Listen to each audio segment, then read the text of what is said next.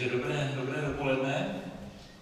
Jsem rád zase po čase tady s vámi, že můžu společně s vámi chválit Hospodina a sdílet Boží slovo. Jsem mluvil s Petrem o tom, že nážete na to téma duchovních darů, abych v něm nějak pokračoval. A potom se na to připravoval a říkal jsem si, že se podívám, o čem se tady kázal. Jsem si na webu našel ty kázání a našel jsem tam, že na podzim měl Petr s Martinem úvod ten duchovním daru, tak jsem si to pustil. To tam krátce tam Petr něco říkal, že se to začíná to téma, pak Martin měl nějakou vcenku, pak zase mluvil Petr a zase říkal ten úvod, jsem říkal, to je divný, že to opakuje, ale pak zase Martin říkal tu vcenku. Tak já nevím, jestli byl ten můj počítač, nebo je to blbě nahraný, ale poslechl, myslím si, že nikoli, takže jsem si poslechl ten úvod, ale dál jsem se nedostal. Takže pokud bych říkal nějaké stejné věci, co už tady zazněly, tak tohle není, protože jsem se špatně připravoval, ale jsem to fakt jako nezvládl poslechnout. Když se díváme do písma, tak vidíme, že jsou některé věci, které jsou společné všem křesťanům, ale pak jsou některé věci, které jsou prostě nějak specifické. Jsou rozdílné podle jednotlivých obdarování a povolání, které máme v našem životě. A podívejme se nejprve na ty společné věci. Co byste řekli, že je prostě společného nám všem, co je prostě pro všechny? Co bychom měli ve svých životech, co by se měli usilovat, co by tam mělo být? Někdo má odvahu něco říci. Ovoce ducha, ano, to by měli nést všichni.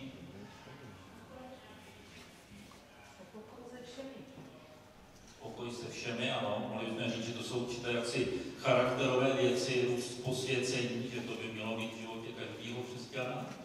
Úcta k člověku. Vztahy k lidem, ano. Modlitba, ano, to je další věc. Modlitba, uctívání má být v životě každého křesťana. Boží slovo, ano. Musíte být nahlas, já si myslím, že... Ano, láska jedním druhým, to je to ovoce ducha nebo posvěcení.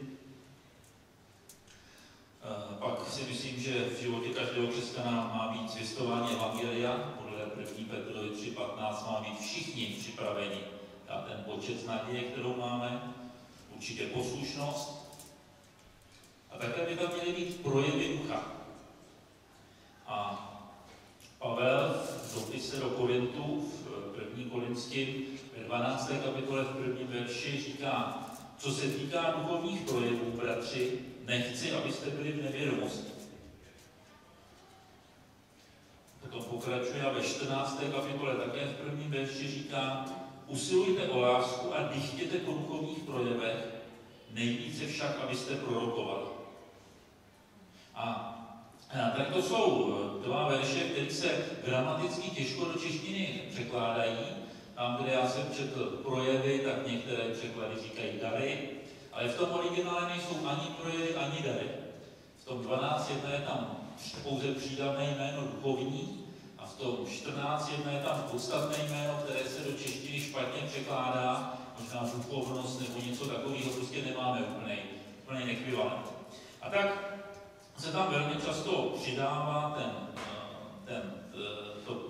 v češtině to podstatné jméno dar, a nebo projev.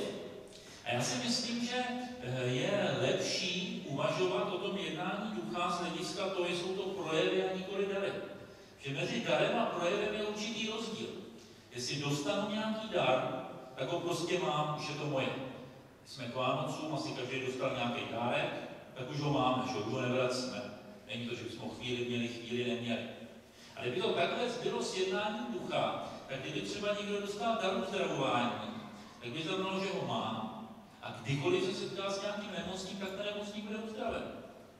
A dokonce, kdyby někdo měl tady to obdarování a nevyužíval ho, to znamená, by měl ty nemocní a nechával je nemocní, tak by to bylo špatně. Ale víme, že takhle to nefunguje. Že to není tak, že to jakou máme.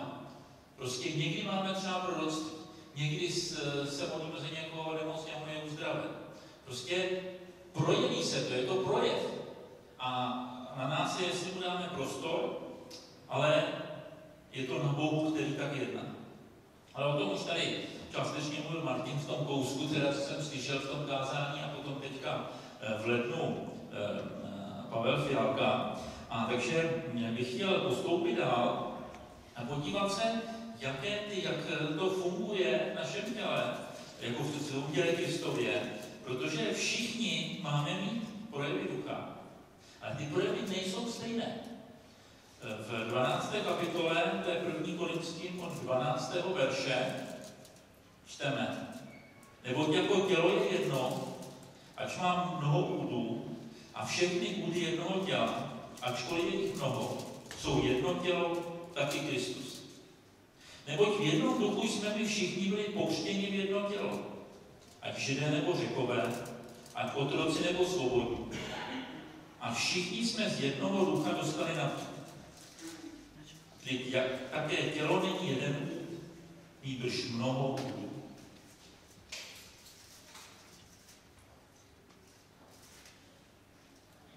Pavel tady vlastně popisuje, jak se stáváme součástí církve. Když jsme uvěřili, tak Duch Svatý nás uchopil a ponořil nás do Kristova těla. Každý, kdo uvěřil, se stal součástí církve. My to potom vyjadřujeme, že tomu věříme a že do toho vstupujeme tím, že se vědomě připojujeme k nějakému konkrétnímu sboru, k nějaké konkrétní části Kristova těla. Ale součástí církve jsme se stali skutečně, když to udělal Duch Svatý. On nám do toho těla dal a dal, že jsme nějaký úd toho těla. A Pavel zdůrazňuje, že jsme různé údy. A v podstatě tam říká, že i díky tomu budeme mít různé projevy ducha. A myslím, že je to proto, protože potřebujeme ostatní a ostatní potřebují ne. Když se rozhlídnete kolem sebe, díváte se na své sousedy, tak potřebuješ svého souseda, on potřebuje tebe. Je důležitý mít vědomí obojího. Není prostor pro nadřazenost ani méněcennost. Nikdo prostě není nějaký univerzální úd, který má všechny projevy ducha. Nikdo z nás není taková, že by mohl říct, já jsem ruka, noha i oko a už nikoho nepotřebuji. Prostě nikdo nemáme všechno. Ale současně nikdo není úplně nepotřebný. A moje zkušenost je, že v Čechách spíš bojujeme tady s tím problémem, že jsou lidi, kteří se považují takový vlastně, že už nikoho moc nepotřebují, ale většinou je ten problém opačný, se považujeme jako takový poměrně neužitečný.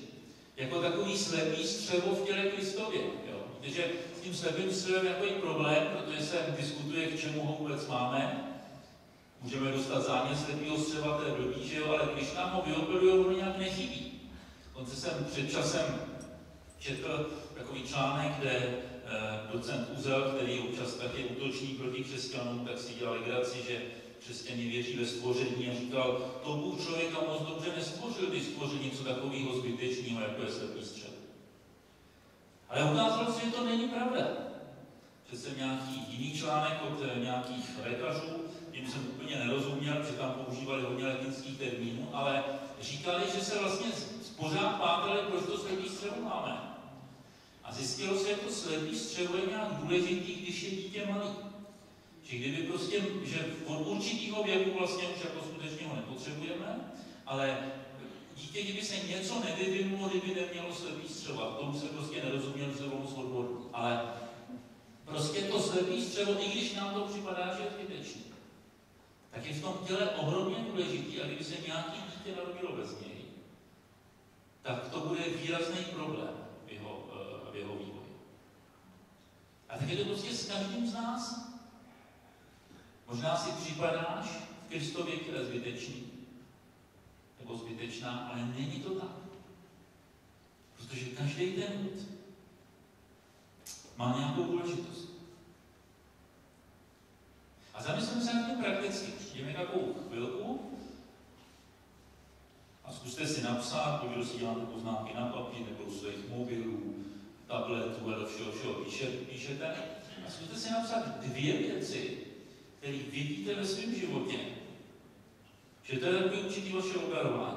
A nemusí to být jenom nějaké jakoby duchovní věci, v úvozovkách duchovní, ale prostě jakoby i obyčejní věci. Prostě čím si myslíš, že ty můžeš jako úd Kristova těla sloužit ostatním.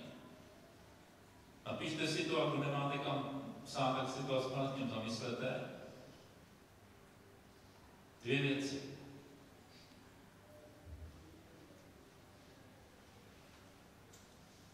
Dvě konkrétní věci.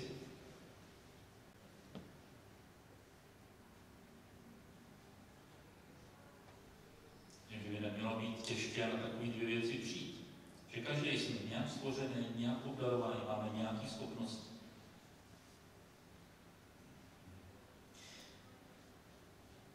A když ty 2 věci máte, tak udělejte takové rozhodnutí, že v nejbližších 14 dnech alespoň jednou každý z těch 2 obdarování použije. Že to je hodně důležité. To je jako se svalama v našem těle. Když budete mít nějaký sval a nebudete ho používat, tak on prostě bude pořád sáhnout a bude pořád mít funkční. Když jsem před několika lety měl problémy ze zády a byl jsem toho rehabilitačního doktora, tak on říkal, vy moc namáháte ty svaly v té bederní části, musíte víc namáhat ty svaly nahoře. Což jsem nějaký překlonec udělal, jo, ale on pak se mnou prostě dělal nějaké cviky a ukázal mě něco, co mám dělat. Když jsem to začal dělat, tak mě začaly bolet tady nahoře svaly, o kterých jsem nikdy netušil, že bych je měl. Prostě jsem je nepoužíval. A někdy je to tak v Kristově těle, protože nějaký úd je přetížený, protože nějaký jiný nedělá to, co má. A tak skutečně se zamyslete a ty 2 věci, co jste si napsali nebo pamatujete. Udělejte to rozhodnutí, že v nejbližších 14 dnech použijete. A ještě vám chci pozbudit jedné věci. Dneska po shromáždění se rozhlídněte po tom shromáždění. A jděte aspoň za jedním člověkem a řekněte mu, jaký u něj vidíte obdarování, neboli jak on jako úd Kristova těla slouží vám. A nehledejte jako ty největší, nejznámější věci, u někom je to obecně známý, že je něco, ale zkuste spíš právě ty obdarování, které nejsou tak vidět. Ten užitek, který není tak vidět. Ale možná, že někdo, kdo něčím slouží v tvém životě, když ho vidíš, co dělá, nebo co konkrétně dělá pro tebe. A pro ně je to povzbuzení, když za ním budeš. Tak udělejme to takhle prakticky. Je to jako kdyby ruka přišla za nohou a řekla, noho, já jsem ráda, že ty mě občas někam poponeseš, abych já mohla udělat to, co mám dělat. Prostě naše ruce by byly omezeny, kdyby nám nefungovaly nohy. Že ta ruka dosáhne jenom někam. Aby mohla dělat to, co má, tak ty nohy se musí pohnout a někam nás poponést. A přesně tak je to v těle Kristovi. Každý z nás proto, aby naplnil ten Kristův záměr, potřebuje ty druhý údy. Pojďme se podívat ještě na jednu takovou obecnou věc, co jsme říkali, že je pro všechny, ale která taky může být speciálním obdarováním. A to je modlitba. Jsme se tady shodli, modlit se máme všichni. Není žádný křesťan, který by řekl, já nejsem povolán k modlitbě. Ale myslím si, že pro někoho to může být i speciální obdarování. Někde káží nebo mluví lidi, kteří skutečně mají takové povolání k modlitbě, pak ten člověk mluví, jak je to přece samozřejmě se modlit 3 hodiny denně a ty ostatní tam tak sedí, jako protože mají třeba problém se modlit půl hodiny. A já se taky nemodlím 3 hodiny a myslím, že to není moje povolání. Ale modlím se a modlitba je důležitá. A k některým obdarováním patří víc, třeba lidi prorocké obdarování jsou povolaní k modlitbě a dokonce si myslím, že lidi, kteří prorokujou a přitom netráví čas na modlitbě, takže je nějak podvázan do jejich obdarování. A Filip Mohaber v takové knížce Ježíšovy ruce, kterou doporučuju, tak mluví o přímluvě. A kousek přečtu, co říká o přímluvě. To tady spojuje hlavně s prorokama, ale myslím, čím je to obecné. Přímluvce na sebe berou břemena Kristova srdce, břemena celých národů. Stotožňují se s Kristovou hlubokou touhou, aby ztracení a mrtví unikli nadcházejícímu hněvu. Proroci prožívají bolest zlomených a zraněných lidí. Jsou schopni slyšet hluboké sténání ducha. Více než jiné služby jsou proroci vtahováni do důvěrného vztahu s Kristem, který prožívají v samotě. Jsou zváni, aby v osamění a v blízkosti Božímu srdci sdíleli přímluvy našeho Pána Krista, našeho velekněze, jenž nyní sedí na pravici Otcovi. Vnímají modlitbu, která je v Ježíšově srdci a v podobném duchu a soucitu se jí modlí zpět Ježíšovi. Přinášejí tyto přímluvy v trůnu. Nejde o nějaké náboženské cvičení. Nedělají to z křesťanské povinnosti. Není to pro ně příprava ke službě. Ze srdce plného soucitu k lidem a k utrpení Kristovu vylévají svou duši i svého ducha na oltář Boží milosti.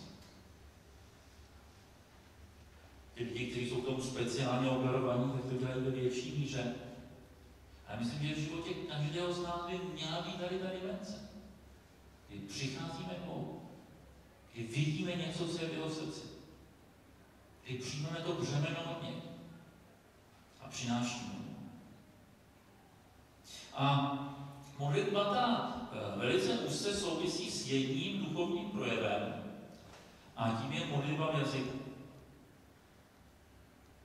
Pavel píše v té 14. kapitole do Korintu, kde už jsme četli ten první verš, tak já teď přečtu prvních 5 veršů z té první Korintsky, 14. kapitoly.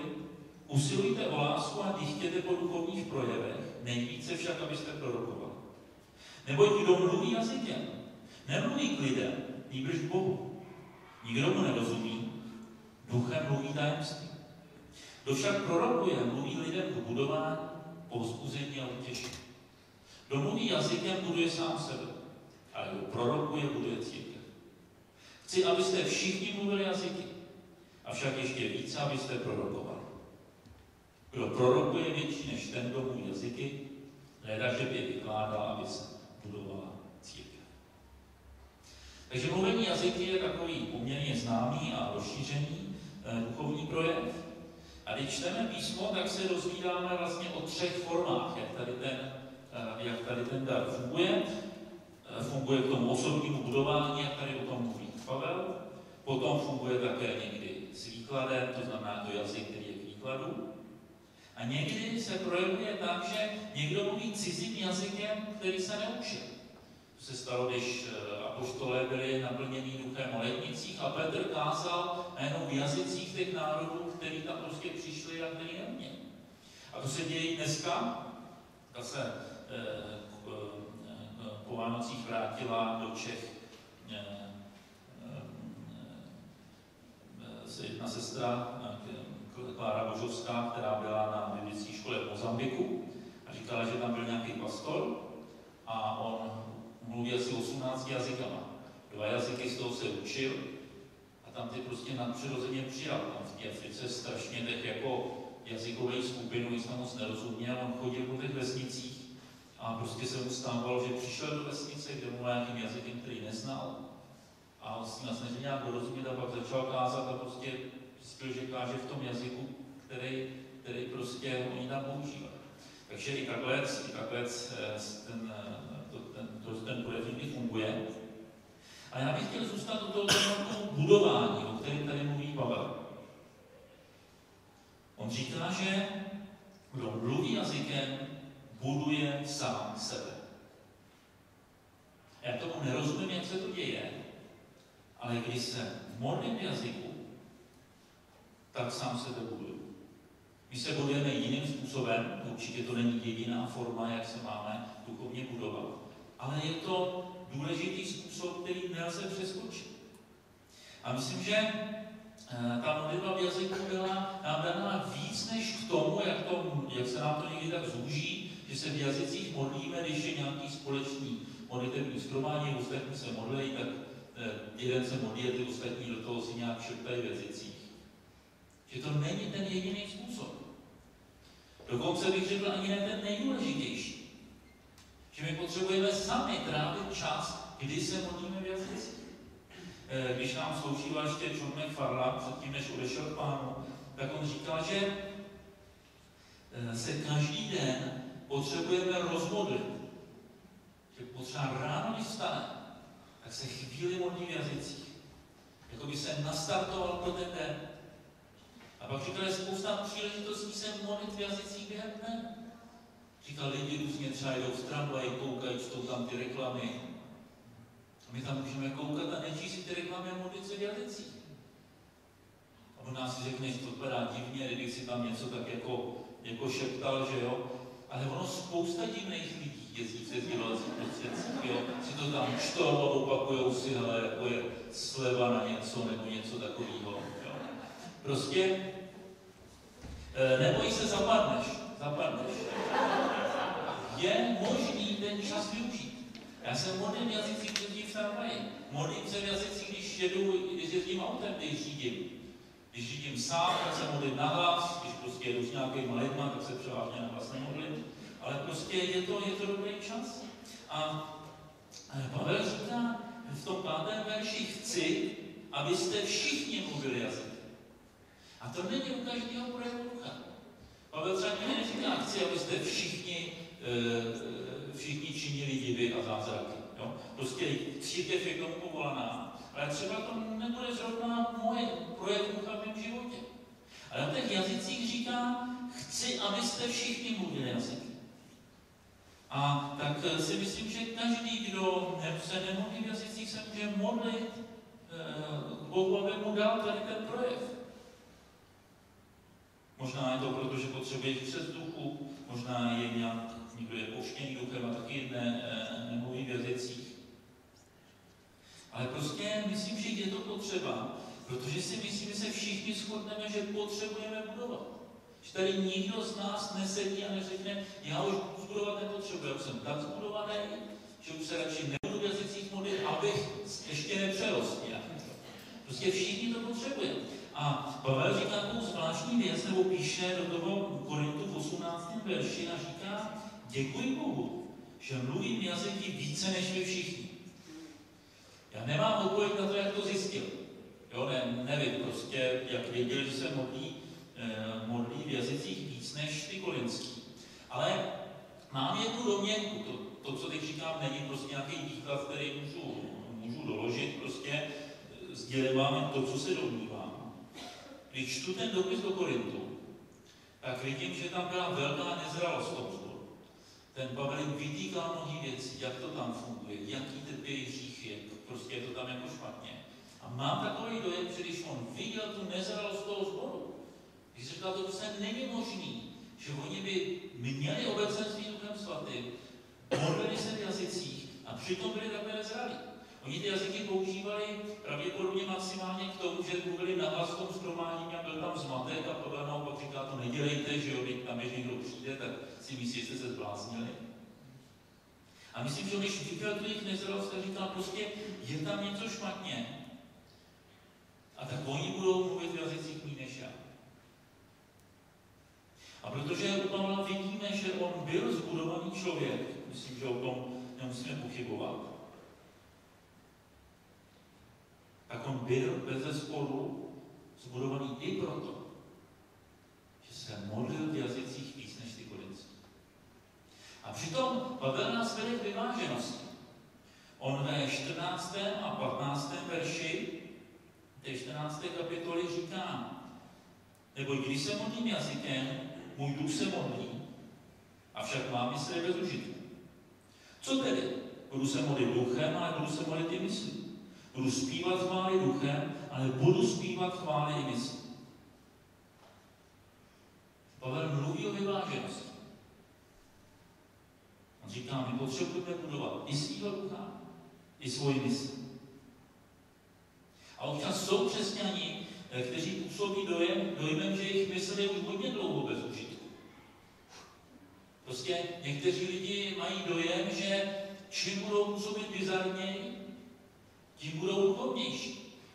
Že když nevypadají na shromáždění tak, jako kdyby si předtím dali 2 jointy, takže je to špatně. Ale Pavel říká, potřebuješ prostě obojí. Protože my jsme stvořeni jako duch, duše a tělo. A zase potřebujeme modlit duchem a modlit mysl. A jestli jedno z toho zanedbáváme, tak prostě budeme nějak kulhat na jednu stranu. Jestli někdo bude mluvit jenom duchem, jenom v jazycích, prostě bude nějak prostě tím poškozený. Ale současně si zanedbáme to budování ducha, modlit se v jazycích a modlíme se jenom myslí, tak to taky nás nějak omezuje. Pojďme se podívat na nějaké další duchovní projevy. Jeden z duchovních projevů, který Pavel také jmenuje, je moudrost. Je to v podstatě něco, jak použít ty vědomosti, které máme při řešení problémů jednotlivců, situací nebo těla Kristova. A ta moudrost funguje tak, že se nám spojí nebo přijdeme na věci, na kterých se nedá přirozeně, které se nedají přirozeně vymyslet, které nevycházejí z naší zkušenosti, které nevycházejí z toho, že jenom zopakujeme něco, co děláme. Ale je to řešení, které skutečně přichází na přirození. Nevím, jestli vás napadl nějaký případ v Bibli, jak se projevil ten duch moudrosti. Šalomón ten měl tu moudrost jako trvalé, ale to asi nebyl jako jeden projev, dostali dlouhodobě. V novém zákoně čteme třeba, co by vás napadlo, že církev použila tento projev ducha. Si myslím, že se... Prosím? Nevím, jestli byl duch moudrosti, v tom jsem nějaký zjevení, jo? Tam to asi se nedalo, prostě to nebylo řešení, to nejenom viděl, co oni jak to udělali s tím prodejem. Ano. To je v 6. kapitole Skutků, že tam nastal ten problém, že si stěžovali v té církvi, že ty řecké vdovy jsou zanedbávaný proti těm hebrejským vdovám. Teď to hrozilo rozdělením, že jo, i ty apoštolé to potřebovali nějak vyřešit a nebyl na tom model, jak to vyřešit, že jo. Mohli říct, no tak budou řecký vdovy trochu hubenější než ty židovské, to nešlo, že jo, to by to přineslo napětí. Taky mohli říct, tak my budeme prostě se o ty vdovy starat, ale to by museli opustit to, co udělali a možná by taky na to nebyli moc dobrý, jo. Petr vedl nějaký ten skopový guláš, nějaký vdově za krk, že jo, prostě jako nemuselo být to ono. A oni se z něj přinesli řešení, který zachovalo to, aby církev mohla dál růst, aby oni se dál věnovali svému povolání, aby tady ten problém byl vyřešený, že o ty vdovy bude dobře postaráno, a ještě povolali nový lidi do služby, protože povolali ty diakony, a oni nejenom, že byli plní ducha k tomu, aby se postarali o ty vdovy, tak ještě mnozí z nich potom sloužili nějakým dalším způsobem. To se prostě nedalo nějak přirozeně vymyslet. Domnívám se taky, že částečně, když to byla kombinace více věcí, se ten dar nějak projevil na tom prvním apoštolském koncilu, když oni řešili, jestli pohani musí dodržovat zákon nebo ne. Jo. A teď to nebylo jednoduchý. A se tam zkombinovalo několik věcí, ale to, jak udělali závěr, že oni nemusí zákon dodržovat, ale jmenovali ty 3 věci, které dodržovat musí, že jo. Prostě to bylo moudré opatření, které vedlo právě k tomu, aby se církev nerozdělila a mohla jít dál. Ale i to, kdy Jakub náhle mluví o tom, že se naplnilo to zaslíbení proroka, že znovu obnoví ten Davidův stánek. To je takové široké téma, teďka hodně se o tom mluví, jsou taky kolem toho různý bizarní učení, ale možná to není nic tak složitýho, protože když David postavil ten stánek a modlí se tam, tak on říká, aby i pohané přicházeli, aby národy přicházeli a chválili tvé jméno. To bylo něco úplně nového, protože to Židi s tím nepočítali, že by přicházeli pohani. A ten David to říká, když ten stánek je ustanoven, pak stánek není, že jsou generace do Šalmouna a stánku do Šalmochrámu vůbec pohani nemohli, že jo, do toho druhého taky ne. A teďka, když se začali pohani obracet, tak najednou se to Jakubovi připomene. A on říká, ale je to tady. Jako se David modlil, aby přicházeli pohani a chválili Hospodina, tak je to tady zase. Pohani přicházejí, aby chválili Hospodina. A on říká, Bůh to znovu obnovil. Možná, že je to takhle jednoduchý, že to není nic složitýho. A že prostě Duch Svatý nějak skrze tu moudrost to Jakubovi připomněl. další dary, o projevy ducha, o proroctví, vím, že už se to mluvilo, že se to bude mluvit, ale zmínil bych jenom jednu věc a rozdíl mezi tím projevem ducha v oblasti poznání a v oblasti proroctví. To jsou taky různé názory, jaký je rozdíl mezi tím darem poznání a proroctví. A já se domnívám, že to poznání, to se týká toho, co je teď a v minulosti. Že prostě ten dar poznání se nedívá do budoucna, se dívá teď a do minulosti. A je tam určité nebezpečí, že tady to obdarování, tady ten projev ducha, se velice plete projev Božího ducha a projev toho zlýho ducha. Protože stejně jako Boží duch ví, co bylo a co je, tak to velmi často ví ten zlý. A může se objevit nějaký hadač, který se vlastně vydává za člověka, který je naplněný Božím duchem. Máme ten příběh ve Skutcích, jak apoštolé kázali, za nima chodila pořád ta dívka a říkali, to jsou služebníci Boha nejvyšší. To byla pravda, že jo? To někdo možná, to je zjevení od Boha. Oni se přišli, kážou a ona hned ví, že to jsou Boží služebníci. To bude dar poznání. Ale Pavel měl další dar, měl rozeznání duchů, a když to není z Božího ducha, tak to ducha vyhnal. Zatímco to proroctví dostívá do budoucnosti. Agabus přišel a prostě řekl, že bude hlad a byl hlad, řekl, že Pavla zatknou v Jeruzalémě, měl zatkny v Jeruzalémě. Ale to proroctví často nepřináší řešení, ono přináší, co bude. Ale když nemáme třeba ten dar moudrosti, tak máme to proroctví a nevíme, a můžete ještě způsobit zmatek. Proto je tak důležitý, aby byly všechny ty projevy ducha. A proto je důležité, aby jsme byli tělo a dali to dohromady. Že to, že má někdo velice přesný proroctví, tak pokud nemá ten dar moudrosti, buď ona nebo není doplněný někým jiným, tak to nemusí přinášet žádný řešení.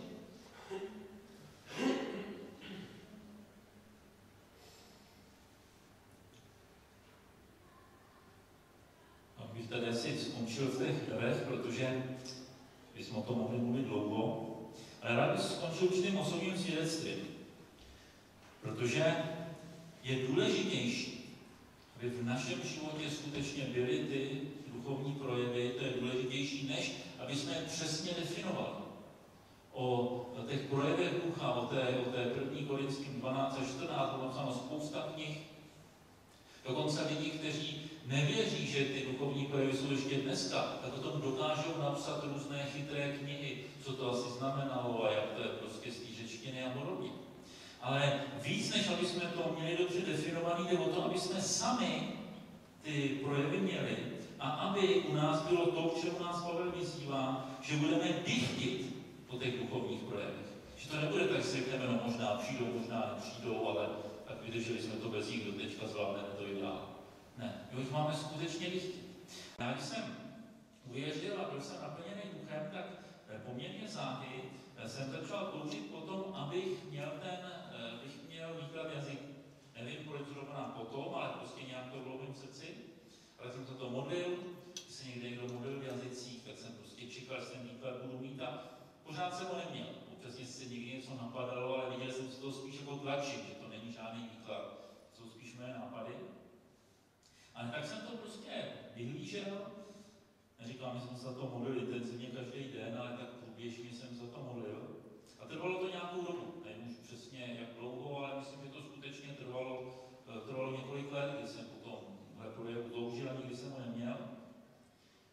A pak jsem byl na nějakém shromáždění, tam bylo skutečně přítomnost Božího ducha, pak tam je nějaká výzva, za mnoho lidí se tam modlili. Já jsem na nějakou výzvu nějak nešel, nějak jsem nevnímal, že na ní mám mít, nikdo za mě nemodlil, ale byl jsem tam s Bohem, mluvil jsem s ním. A najednou jsem si uvědomil, že kousek ode mě stojí jeden bratr, který se modlí dost nahlas v jazycích. A žádný výklad mám, že prostě rozumím tomu, co Duch skrze to říká. A nevím, proč to trvalo tak dlouho, nevím, proč mě to Bůh nedal dřív, ale vím, že mělo smysl vytrvat. A možná, že v tvém životě je touha po nějakém duchovním projevu. A nemusí to být tak, že jsi to zrovna vymyslel, ale prostě je to od Boha. A je to správný, pokud potom skutečně dychtíš. Takže to je od Boha. Někdo může dychtit ze špatného motivu, říkat si, jestli budu mít nějaký duchovní projev, tak nějak jako o vyrostu osobně, a tak to je špatný. A protože to jsou projevy ducha, ne projevy naše. To není známka zralosti, jestli kdo prorokuje, někdo neprorokuje, tak ten, kdo prorokuje, je prostě zralejší, než ten, kdo neprorokuje. Ne. Ale dychtit po těch projevech máme. A tak bych byl rád, abychom se teďka modlili. A možná jste tu někdo, kdo jste ještě neprožil před duchem, a to není žádná ostuda nebo něco takového, ale pokud si neprožil nebo neprožila před duchem, tak je teďka čas, kde se to může modlit. Protože Boží slovo říká, že jestli budeme Otce prosit, tak on dá ducha těm, kteří o něj žádají. Takže se modlit před duchem. Možná, že jsi pokřtěný duchem a toužíš po novém naplnění. Po novém naplnění duchem by se měli toužit vždycky všichni, ale dneska spíš, myslím, že si to speciálně vnímá, že prostě potřebuje nový naplnění duchem. Možná by si se rád modlil v jazycích a prostě nemáš tady ten projev, tak se to bude modlit. Protože jak jsem říkal, jestli Pavel říká, aby se všichni modlili v jazycích, tak může mít jistotu, že to chce Bůh, aby jsme se všichni v jazycích modlili. A možná máš touhu po tom jiným projevu. Prostě toužíš po proroctví, toužíš po uzdravování, něčem jiným. Tak se to budeme modlit. A nemůžu říct nikomu slíbit, že dneska ten projev dostane, protože nedáváme my, ale dává Bůh.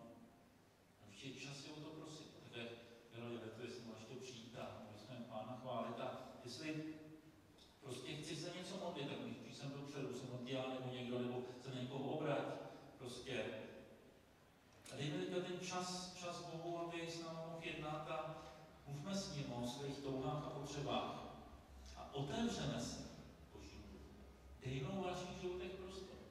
Někdy je to tak, že Bůh stojí a čeká. Klíčáme a otvíráme. Ten známý verš ze Zjevení, kde píše Jan a říká to slova Pána Ježíša, stojí u dveří a klučů. Velmi často se to používá při zvěstování evangelia. Ale to není verš pro nevěřící. To bylo v církvi. Ježíš stál u dveří církve a klop na ty dveře.